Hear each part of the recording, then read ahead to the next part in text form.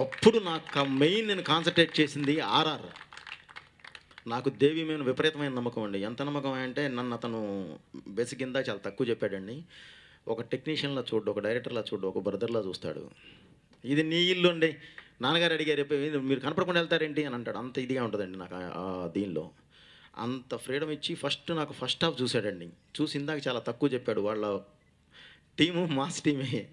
ఎందుకంటే నన్ను పిసికేశారు. ఎలా మామూలుగా అయితే మన ఇది ఉంటుంది పిండి, మన గోధుమ పిండి అలా పిసికారండి. ఎత్తుకొని తిప్పి గందరగోళం చేశారు సినిమా చూసిన తర్వాత. అంత హ్యాపీ ఫీల్ అయ్యి మీరు బాబు ఇప్పుడు నన్ను ఇది చేయడం కాదు, ఇప్పుడు నాకు ఎంత ప్రెజర్ ఇచ్చారో అది దాని మీద చూపించండి అని చెప్పి ఇది చేయడం జరిగింది. దానికి నేను ఏదైతే ఊహించానో ఇంత కూడా తగ్గకుండా దానికి నా కాన్ఫిడెన్స్ని పెంచుతూ దానికి డబల్ ఇచ్చారండి ఆర్ఆర్. నేను ఆర్ఆర్కే ముందు మాట్లాడతాను, ఎందుకంటే సాంగ్స్ ఏదైనా చేస్తాం, ఎలా అయినా చేస్తాం, ఇది చేస్తాం కానీ సార్, బట్ ఆర్ఆర్ అనేది మాత్రం ప్రాణం అలా పోసి నా ముందు నా సినిమా నా ముందు అలా నిలబెడితే నేను అలా చూసుకొని అదిరిపోయింది అన్నాను. చిన్న ఏమన్నా ఉంటే వెంటనే విత్ ఇన్ సెకండ్స్లో ఇది అని చెప్పాను. ఇంకొకటి కూడా చెప్తానండి, మన రామ్ ప్రసాద్ గారిది ప్లస్ దేవిది. సరే అండి, దేవి గారు యాక్చువల్లీ దీనికి 14 days 15 daysలో చేశాను అని చెప్పి చాలా సింపుల్గా చెప్పాడండి.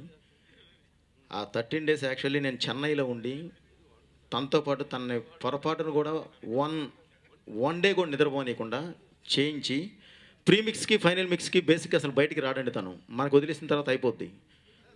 తీసుకొచ్చి ప్రసాద్ ల్యాబ్లో పడేసి 52 hours పాపం. అది రాంగ్ ఇన్ఫర్మేషన్. ప్రతి సినిమాకి నా ఫస్ట్ సినిమా ఇప్పుడు వరకు ఫైనల్ మిక్స్ అయ్యే వరకు నేను థియేటర్లో ఉంటాను, ఎందుకంటే అది నా జాబ్. రానంటే అది మళ్ళీ తప్పు అయిపోద్ది, ఇంపాసిబుల్. ప్రతి సినిమాకి నేను ఉంటాను. ప్లస్ ఇంకోటి అన్నారు 13 days ఆయన నాతో లేరు. అంతా ఆర్ఆర్ చేసిన తర్వాత లాస్ట్ సెకండ్ హాఫ్ జరుగుతున్నప్పుడు 2 days 3 days వచ్చారు. అంటే సార్ రండి చూసుకోండి అన్న. వచ్చి ఆయన కూడా నా డిస్కషన్ రూమ్లో కూర్చొని ఇంగ్లీష్ సినిమాలు చూసుకుంటున్నారు ల్యాప్టాప్లో. అంటే ఇది ఎందుకు నేను చెప్తున్నానంటే నేను చేసేసరికి గొప్ప కోసం కాదండి, నాతో పాటు చాలామంది వర్క్ చేశారు, వాళ్ళ క్రెడిట్ వాళ్ళకి ఇవ్వాలి. అలాగే నా రీరికార్డింగ్ అంటే ప్రాణం. ఆయన సినిమా ఎక్స్ట్రాడనరీగా తీసారు, అందులో డౌటే లేదు. ఆ ఎక్స్ట్రాడనరీగా తీసిన దాని నుంచే నాకు రన్ అయిందని ఆల్రెడీ నేను చెప్పాను. సో అప్పుడు రీరికార్డింగ్ నేను చేశాను కాబట్టి రీరికార్డింగ్ నేనే చేశాను. Okay, so that is my attitude. ఆగండి 13 days నన్ను పడుకోనివ్వకుండా నాకెవరూ చెక్కింగ్ అక్కర్లేదండి, నేనే పడుకోను. ఓకే, నేను పడుకోనరా బాబు అందరూ అంటుంటారు తప్ప, బికాస్ వన్స్ జాబ్ నా చేతిలో పెట్టారంటే మీరే వద్దన్న కూడా నేను నిద్రపోను. నాకెవరు నిద్రపోవద్దు, కూర్చుని చేయండి అని ఇన్స్ట్రక్షన్స్ ఇవ్వనవసరం లేదు, ఇచ్చినా నేను విన్ను. Because I know what I'm doing. ఇది నేను తప్పుగా చెప్పట్లా, because he came but he was there for 2 or 3 days. That was towards the finishing. First half చేసి నేను చూపించాను, సూపర్ అని ఆయన నన్ను కౌగులు ఇచ్చుకున్నారు.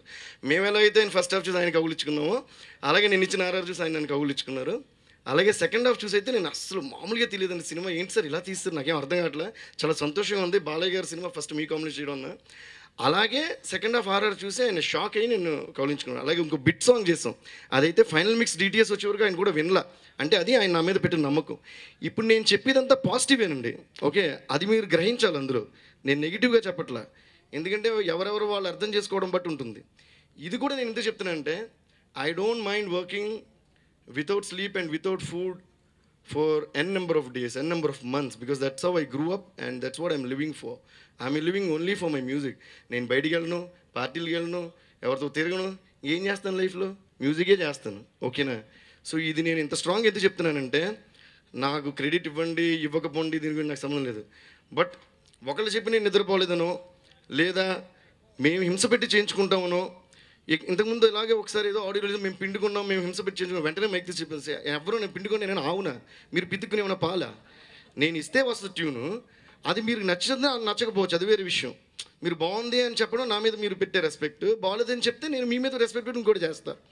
అలాగే ఓం శర్వాణి రుద్రాణి పాట ఒక ట్యూన్ ఇచ్చా, దేవి గారు బాగుంది బట్ ఇంకా బెటర్గా చేద్దామన్నారు. అయ్యో తప్పకుండా సార్ ఇంకో ట్యూన్ ఇచ్చిన వెంటనే ఆయన నా మీద పెట్టే రెస్పెక్ట్ నమ్మకం ఎటువంటిదంటే 2 ట్యూన్స్ సూపర్గా ఉన్న దేవి గారు ఏది మీరే సెలెక్ట్ చేయండి అన్నారు. అయితే నాకు ఫస్ట్ ఓకే సార్ అయ్యో సూపర్ అండి అన్నారు. అలా లిరిక్స్ రాసేటప్పుడు రామ్జోగి గారితో ఏమన్నా చెప్తే ఆయన లిరిక్స్ వినరు, దేవి గారు మీదే ఫైనల్ డెసిషన్, మీరు ఏం చెప్తే అది నాకు నచ్చుద్ది, మీరు డిసైడ్ చేయండి. అప్పుడు రామ్జోగి గారు చెప్పాను సార్ మన మీద ఇంత నమ్మకం పెట్టారు సార్ డైరెక్టర్ గారు, మనం కొంచెం ఒడి దగ్గర పెట్టుకుని పని చేయాలని జోకులు కూడా వేసుకున్నాను ఆయనతో. సో ఇదంతా ఎందుకు చెప్తున్నానంటే ఇట్స్ ఒకరికొకరు ఇచ్చుకునే నమ్మకం. ఇక్కడ ఆయన చేసినంత నాకు సూపర్గా నచ్చింది, ఈ సినిమా అంతా ఓకే. నాకు ఒకటి ఏంటంటే నాకు నిద్రపోవద్దు మీరు కష్టపడి పని చేయండి, సినిమాని నెగ్లెక్ట్ చేయొద్దు అనే స్థితికి నేను దిగజారలేదు, ఎప్పుడు దిగజారను.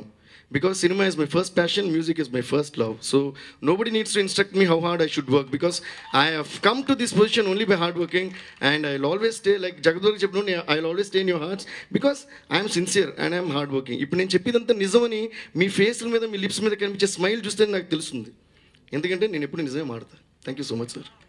చేశారు అని చెప్పే ప్రాసెసే నా ఇది మొత్తం. మీ టెక్నీషియన్స్ కానీ ఏదైనా సరే అది చెప్పాలనేదే నా ఉద్దేశం. ఆ ఉద్దేశంతోనే నేను స్టార్ట్ చేశాను. దన్మని మీరు మధ్యలో ఎంటర్ అయ్యారు. మధ్యలో ఎంటర్ అయ్యి మీరు చెప్పారండి. యాక్చువల్లీ నా ఉద్దేశం అయితే యాజ్ ఇట్ ఈజ్ అదే. ఎందుకంటే మీరు ఇక్కడ 48 అవర్స్ నిద్రపోకుండా పనిచేసి వెళ్ళి జ్వరం, త్రోట్ ట్రబుల్తో వెళ్ళారు ఇక్కడ నుంచి. నాకు బాగా ఐడియా ఉందండి. ఆ రోజే చెప్పానండి, సార్ మనం కష్టపడతాం కదా సార్, ఈ కష్టాన్ని ఇష్టపడి చేస్తున్నాం సార్, కాబట్టి తప్పకుండా సినిమా ఎక్కడో ఉంటుంది అని చెప్పి.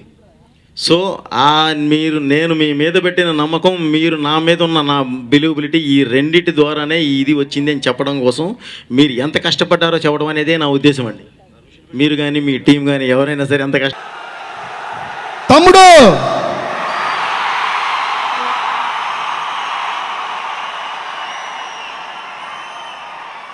కరెక్టే మీరు చేసింది. మనకేం కావాలన్నా మనం అడిగి తీసుకోవాలి, అడగపోతే ఎవరు. కరెక్టే కదా బన్నీ? అది ప్రొడ్యూసర్స్ దగ్గర పేమెంట్ అయినా, స్క్రీన్ మీద వచ్చి మనకి క్రెడిట్ అయినా తర్వాత మాట్లాడుకుందాం సార్. తమ్ముడు ఐ లవ్ యూ. మ్యాటర్ ఏంటంటే మనం ఎంత ఎత్తుకి ఎదిగినా మీ అందరూ తోడు ఉంటే మళ్ళీ షేక్ చేసి ఎవడు ఉండడు. So love you.